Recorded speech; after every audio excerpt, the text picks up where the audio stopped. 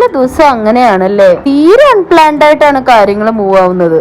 എന്റെ ഇന്നത്തെ ദിവസം അങ്ങനെയായിരുന്നു കേട്ടോ. രാവിലെ എഴുന്നേറ്റപ്പോ പെട്ടെന്ന് അമ്മ എന്നോട് പറഞ്ഞു, ബാഗുക്കു നമുക്ക് അമ്പലത്തിൽ പോകാന്ന്. വീടിന്റെ അടുത്തുള്ള കൃഷ്ണൻ അമ്പലത്തിൽ ചുറ്റും പാടമാണ് കേട്ടോ. അതുകൊണ്ട് തന്നെ അവിടെ പോയി കഴിഞ്ഞ ഒരു പ്രത്യേക ഫീലാണ്. ഇവിടെ എവിടെ നോക്കിയാലും പാടമായതുകൊണ്ട് തന്നെ എപ്പോഴും നല്ല കിളികളുടെ സൗണ്ടും ഭയങ്കര എനർജിയും ഭയങ്കര കാറ്റും ഒക്കെയാണ് കേട്ടോ. അതുകൊണ്ട് തന്നെ നല്ല രസമാണ് ഇതിലെ കൂടെ ട്രാവൽ ചെയ്യാനായിട്ട്. എന്തുവായാലും ഒരു വഴിക്ക് ഇറങ്ങിയതല്ലേന്ന് കരുതിയിട്ട് ശിവന്റെ അമ്പലത്തിലൂടെ പോയി തൊഴുതിട്ടാട്ടോ ഞാൻ വന്നത്. ഒരു വലിയ ആൽമരം ഉണ്ട്, നല്ല രസമായിട്ട് ആൽമരം കാണാനായിട്ട്. അമ്പലത്തിൽ നിന്ന് തിരിച്ചു വന്ന പാടെ എന്റെ കിളിക്കാമ്പട്ടി ഓടി വന്നിട്ട് അമ്മേ ബാറ്റാറ്റ് പോവാം എന്ന് പറഞ്ഞിട്ട് സ്കൂട്ടിയുടെ ഫ്രണ്ടിൽ കയറി നിൽപ്പായിട്ടോ.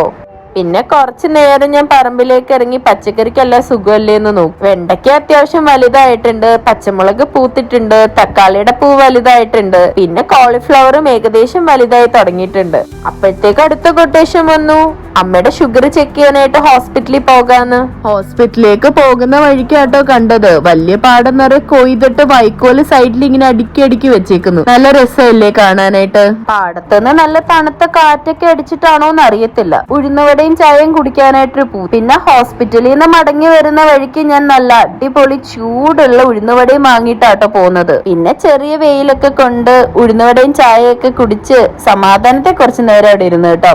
അപ്പൊ ബൈ, ഇന്നത്തേക്ക് ഇത്രയേ ഉള്ളൂ.